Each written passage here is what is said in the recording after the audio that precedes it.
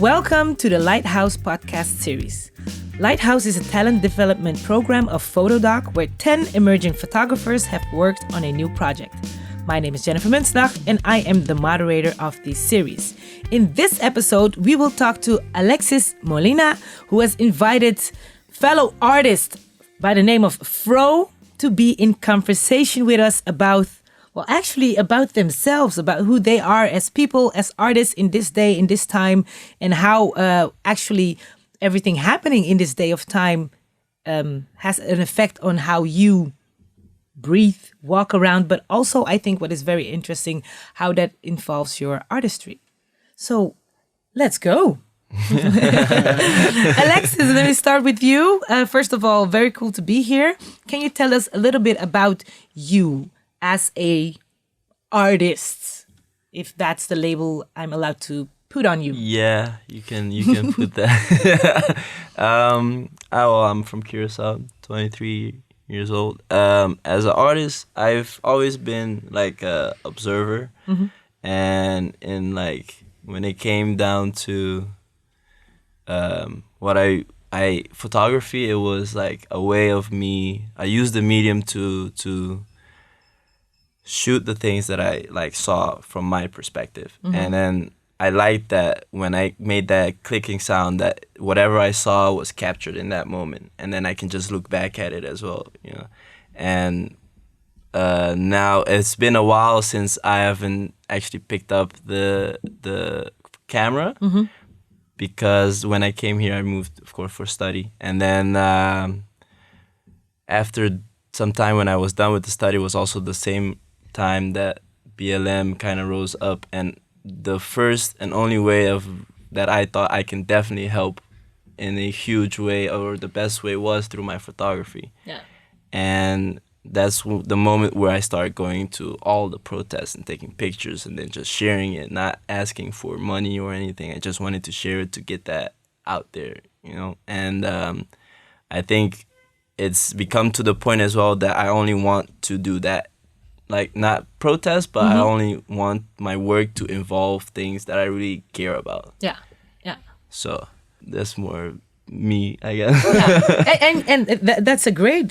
I think that's a great way of sharing, right? What you see, but also what we see is happening in the world. For instance, indeed, because of the Black Lives Matter movement, you picking up the camera again and showing us, this is what I see. This is what we're going through right now in this time. So you're documenting your time. And the importance of that is of inevitable value. That is amazing. And I love that you thought it was important enough to bring us Fro. Yeah. You are a friend, but you are a fellow artist. Can you tell us a little bit about you? Well, I'm a 21-year-old Egyptian rapper. I've been into music for quite a lot of my life. Music has taken up a lot of my life. Rap, I wouldn't say not as much of it, but music definitely. But when I got into rap, it was mostly because of battling and stuff like that. But mostly throughout my time, I learned to appreciate the lyricism. I learned to appreciate the Pacs, the Biggies, all of the Nas's, and everyone who has something to say, everyone who speaks their own life. Because I feel like music is everyone's language. Everybody can speak the language of music. Absolutely. So in that sense, if I'm telling you my story, you don't necessarily have to understand it, but you can probably find something within it that you can relate within your own story. And that's what kind of keeps my music going, sharing my story, but also to help you relate to your own. Love that. And what was it for you, Alexis, that you said, okay, I want to go in conversation with Fro today? Well, actually, it's a funny thing because I see a lot of me within him. As a friend, I've noticed, because I knew him before this rise of the protests and everything going on. But I slowly saw or see as well how he, same way as me, is sharing more and is becoming more of an activist, and that's why I was like, yeah, you definitely a candidate to come and like to talk to as well on this. Yeah, it's good. It's growth. Yeah, it's growth, but it's also like seeing it happen, because he's literally doing the same thing I was doing a couple of months ago. So is it for you also, Fro? Is it that within, for instance, now there was a protest Sunday. Yeah, Help me out. Sunday. Free Palestine. Yeah, Free Palestine. Was that also for you to be louder in the mic, to be more specific in the mic, or do you use that part of activism within your music? Well, for me, I definitely speak what I see, and my music is part of my life, and this is starting to become a big part of my life, especially now. I'm not sure how much it's gonna influence my music yet, because I haven't really been writing. I've mostly been trying to keep up with what's going on, trying to make sure my information is right, trying to make sure when I'm standing up, I'm telling people the truth and I'm not telling anybody any false information. So most of my time right now is being spent on sharing my word, not necessarily through music, but through social media, because it's helping. And it's starting to dawn on me more and more that I can do something. I'm actually making a change, and I'm really hoping it does resonate in my music later, and I think it will, because it's starting to be a big part of my life. Alexis is nodding. No, because I'm waiting, because I know it's like, because it's been for me, for instance, it wasn't that I immediately became or like gave myself that time as an activist. It just slowly grew. So that's why I'm like, it's like a plant, you know? Yeah, exactly. Like it's taking its time, grow. but like you start to read, and then you start to believe, and then you start to feel it, and then you start to want to do it. So you want to change. Absolutely, and the thing is, indeed, you need to be open to that growth. But the thing is, you don't do it alone, and that's the beauty that I'm also experiencing right here, because you are looking at him, recognizing a bit of yourself, but also recognizing the growth. And knowing that, okay, I want to share thought with you, platform with you, everything. You yourself also aware of the fact that, hey, I'm growing. Maybe it's not expressing through music right now, but it will, because I speak my truth. But you do feel the necessity of, this is something that needs to be shared. Yes. 100%. So sharing, how big of a role does social media play for you within you spreading your message and awareness around activism, and maybe even using the tool photography or either music? I feel like, at least for me, it's been one of the biggest parts, because without it, then I have to then go door to door in a way. Kind of true. Nobody got time in that sense. But no, I know the importance, at least, of social media, and it's easier in that way to then connect with other people too. Yeah, I definitely see where you're coming from with that, especially hearing what, for me at least, knowing what's going on. And I've seen the amount of people who have wrong information, especially when it comes to this Israel-Palestine situation. Yes, because absolutely. There's so much wrong that's being spread. The misconception is that this is a fair battle. There's really no fair battle. It's one country with the best defense system, and they have 378, I don't know how much. It's a crazy amount of billion-dollar military. Their numbers are huge, whereas they're bombing people.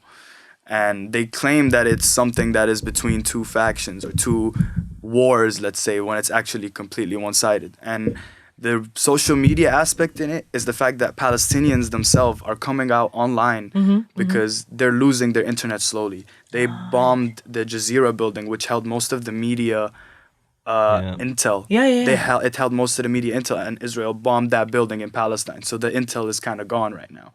And they're trying their best to stop this. They're stopping the hashtags on TikTok and Instagram and Facebook. And social media is working. That's why. It's actually working, because they want us to stop. They're trying to take down the hashtags because it's working. They don't want people to see what's going on.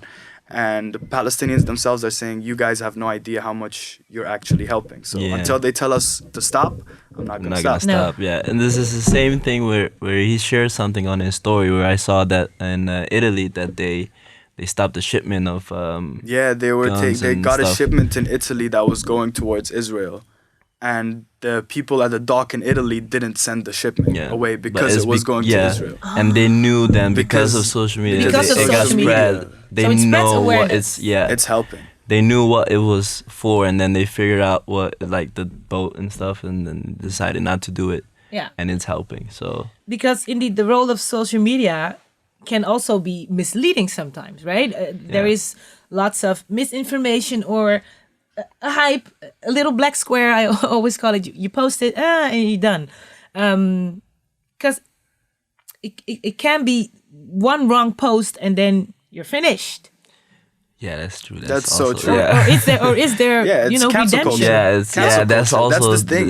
Cancel it's culture is this new culture. thing that's coming around where you say one wrong word and you're automatically canceled. Nobody will acknowledge you anymore.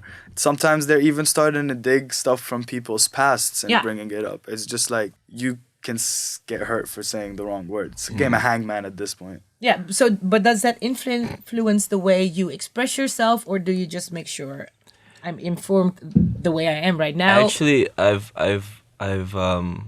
noticed that I haven't been more careful with the pictures I post, but in the sense that I don't want it to be used against. For instance, I had a picture of 3 speakers of BLM, but they didn't have a mask on. Okay, yeah. So then I didn't post it because they didn't have a mask on, because I remember how when we had the protest at Dam, the very first one, that the politicians here only referred to the corona measurements and how we were not really being, Yeah. And in the sense, if I post pictures of then 3 people or 3 speakers together like that, then they're gonna use that as a, see, they're not doing this right, and then the conversation will then again be about something else and not be about why they're there basically and why they want to do it. So absolutely. So you have to make I have to, in a way, It's yeah. also But the it's media in a sense. It's the same way the media sell their stories. Mm-hmm. Like the media use certain words to make you think a whole different thing of it. Like it's small words, 1 or 2 words that you can change within a sentence that makes something seem from this to a whole other level. And it's those small things you got to be careful of, obviously. But in the same sense of, it's more when you're posting, you got to know your facts, but at the same time, you're voicing your own opinion in a sense, because it's facts, but at the same time, people will always think it's your opinion. Yeah, but how do you balance that? Because indeed, the cancel culture is really great, and for yourself, you are as a person allowed to make mistakes, right? Yeah. Don't make too weird big statements, of course. But do your research, use Google or other sources. But how do you make sure you do not censor yourself too much in, that you're only doing it for the outside, because you still need to feed you, express from within you? Ooh, that's a hard question. Well, I guess that comes within our art then. Yeah. When we start to express ourselves, that's where our art will probably start to kick in. Because now with our social media, in that sense, I really feel like social media won't help me stating my own opinion on a matter. Yeah. Because people will always have their own opinion on the matter too. Whereas if I give you numbers and facts and plain hard, like, this is what it's like, this is what everything is happening at the moment, then you will see that these are the facts. But then in my music, I'll tell you my story and I'll tell you my opinion. Yeah. And then you can take it however you want to take it. Absolutely. So in your music, you would have more creative freedom? Can we say that? Definitely. That's the beauty of art. I think it has the most creative freedom. Yeah. And to go to that amazing quote of Nina Simone, it is an artist's duty to reflect the times. Do you agree? Do you think that as an artist, no matter what tool you use, whether you use imagery, whether you use sound, but the times you live in, it is your duty to reflect that? I think so, yeah. Because I remember James Baldwin saying that the writer is made from like the society that he lives in. So in a way, I think as well, where when it comes to artists, they always it has to be about the current situation, or because that's where you probably get your inspiration from. Mm-hmm. So I could back that up, honestly. I remember, look at NWA. NWA Exactly. is a great, for me, it's a great example of this. Like, they spoke their moment. And like Ice Cube was asked in an interview once, like, why do you speak about guns and violence? And he said, well, that's what I see when I look out my window. What do you see when you look out yours? So, he's speaking about his time. And it's made a huge impact. Like, look how much impact NWA's had on the rap game. Absolutely. And how much it's had an impact on the culture. It spread so much awareness. At the time, there was nothing being spoken about when it came to Black lives or anything like that. And NWA were with some of the first people to speak against the police, speak against the whole movement of, like, white supremacy or, like, the white push, or, like, And it's those type of things where that push is really, really, really nice. Like, I love that. You being very young artist, very aware of your time. There was a period where some people said, but this generation, spoiled, lazy, they have everything, blah, blah. At the same time, I think it is also a generation that is very aware and vocal about what is happening. Yeah. In a way that I'm like, okay, but how much of an importance are the footsteps you're stepping into? Because you're stepping into footsteps of people who paved the way. You're standing on shoulders of. Do you take that into counting with how you express yourself?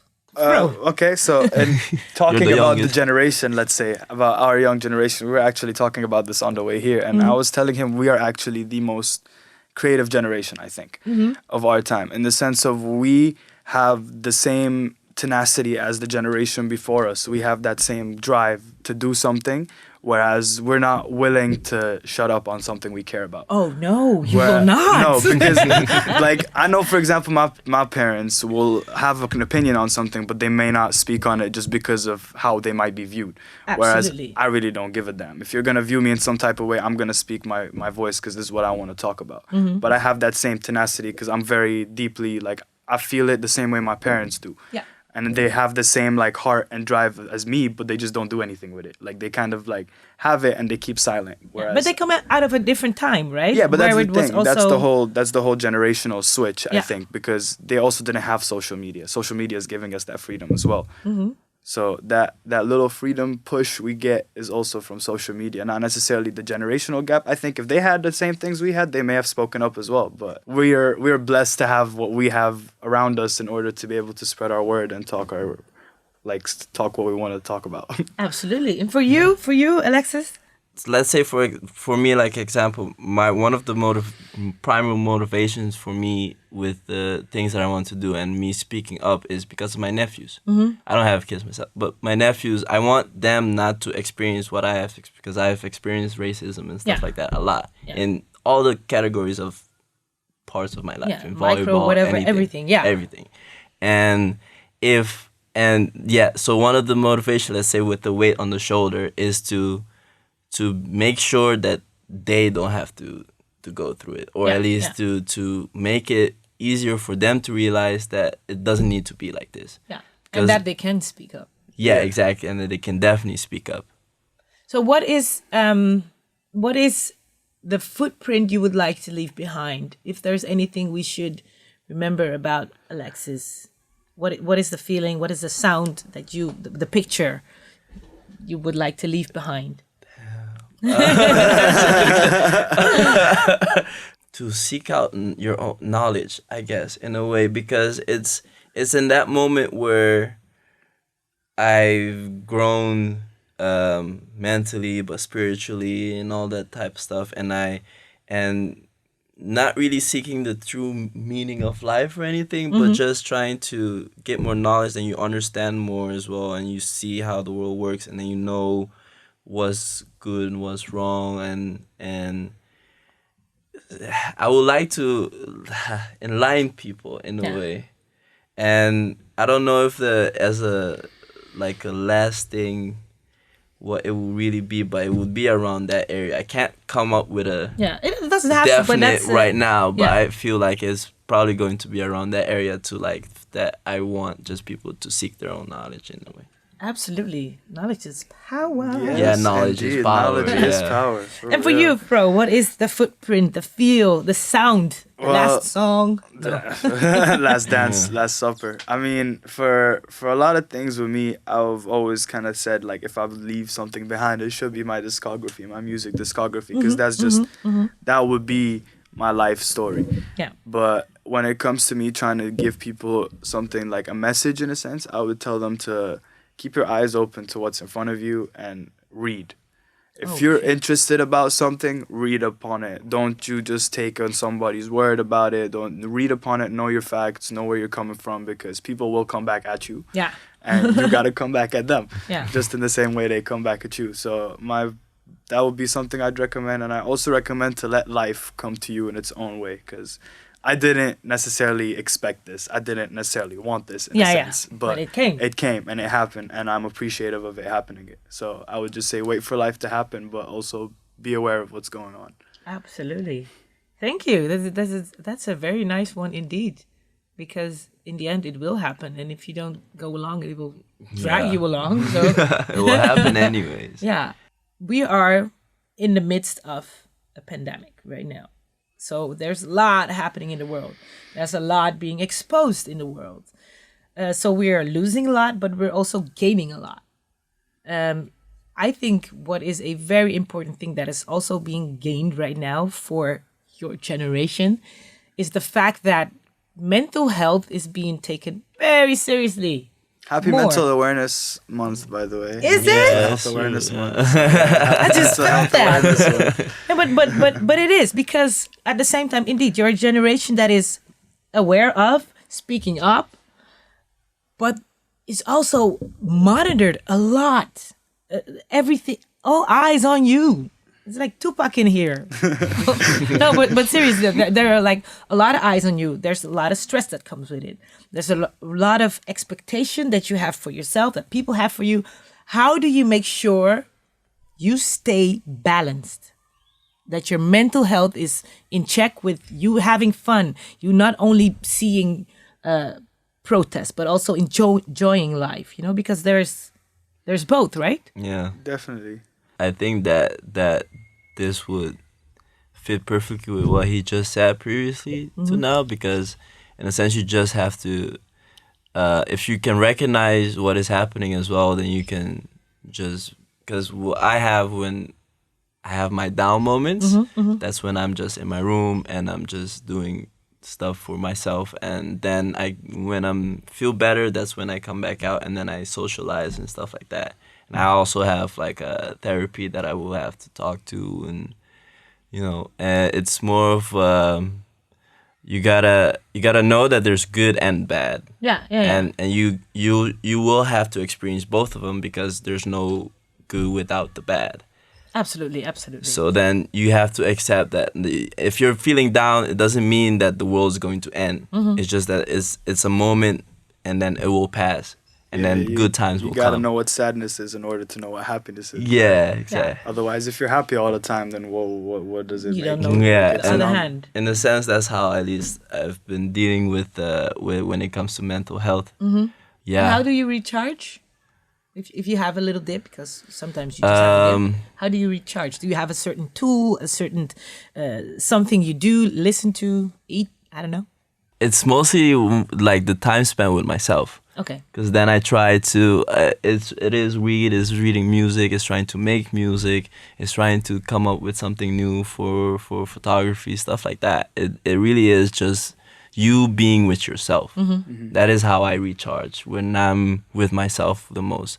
And then because when I'm socializing and all the energy that I'm giving out with people, then it's like it's all for the people and stuff like that. And then when it comes to that dipping moment, then I know, okay, I need the time to just be with myself and talk to myself. And I know that that's not wrong. So Yeah, I could definitely agree with that. And I'm also like, something that I'm happy about is the fact that mental health is finally being spoken about. And I feel it's as serious as physical health, if not even more serious. Like to bring to a point, for example, Kyrie Irving, an NBA player, was being bashed on the internet for taking a few days off because of mental health issues. Yeah. And I understood it completely. I wasn't mad at him. I didn't feel why. I was wondering why people were bashing him, actually, because I felt like if a player is not in the mental state to play, how do you expect him to shoot the ball? How do you expect him to do it? And what he did was take his time to himself as well. And I think that's what everybody would need to do in order to like get back into your own state. There are your down moments when you're by yourself, and then maybe you might need some company, go see some friends or something. And then there are the times where you're down and you just should put your energy into something you like, something you enjoy, to get your head out of its little space, little hole. Once you're out of that, just the slightest, you see the light at the end of the tunnel, and you just should keep going towards that. yeah. Nice. Is there, if we have to put a time frame on it, let's say within 10 years, Alexis, where are you and your camera? Where are your images? Hopefully in museums. Yeah. Speak it into existence. Yeah. Do you have a certain museum in mind that you said, I would love to have my work there because of the following reason, for instance? No, I want it to be all over the place. I want it to be all over the place. I don't want it to be in a specific museum because I don't want that some people will have to come to a specific spot to see my work. I think you'd have some work in Curacao though. For sure. That's, for sure. That's, like, come on. That's for sure. Yeah. But in 10 years, I really do. Yeah. I had this idea where, because I love music as well, and the current project that I have with I have an idea with vinyl records, right? And as the same way, in 10 years, what I imagine is like, you know how like Dr.Dre and stuff like that, they have their wall full of the plaques, platinum, stuff like that. I want in 10 years that I have that as well, but all of the plaques be projects of mine. Nice. So whatever thing that I have, wall. My portfolio kind of wall, and then they're all like projects of stuff that I did, and of course all the projects will be about BLM or anything that I see fit. Yeah. But the fact that then it can be that all of those, and I want to collaborate with artists as well. So it's not just that it's just vinyls for the picture or anything, but it's also going to be just music within it as well. Nice. So I think in 10 years, I will really want to have, of course, with not the fame per se, but just the wealth, I guess, and and the recognition. The recognition, basically. Yeah. That's what I would want to. I will have hope that I have by that time. Nice. And for you, Fro? Yeah. 10 years from now, I don't know. Yeah, that's a lot to think about. That's a lot to think about. I mean, it's a lot, but it goes fast. It does. Yeah. That's so true. It does. I mean, in 10 years, I really hope I'm still doing music. But if not, I think I'm going to be working with some sort of group in order to try and help something. Because I really do see myself going into this activist phase. And I feel like the music industry is very, very competitive. And I do believe I can make it. But then again, there are possibilities I don't. And there has to be a backup plan. But hopefully in 10 years, I'm on stage somewhere with like, I don't know, like 10,000 Screamer fans. I don't know. There's I'm behind you shit ton of people. You can be there, take pictures and stuff.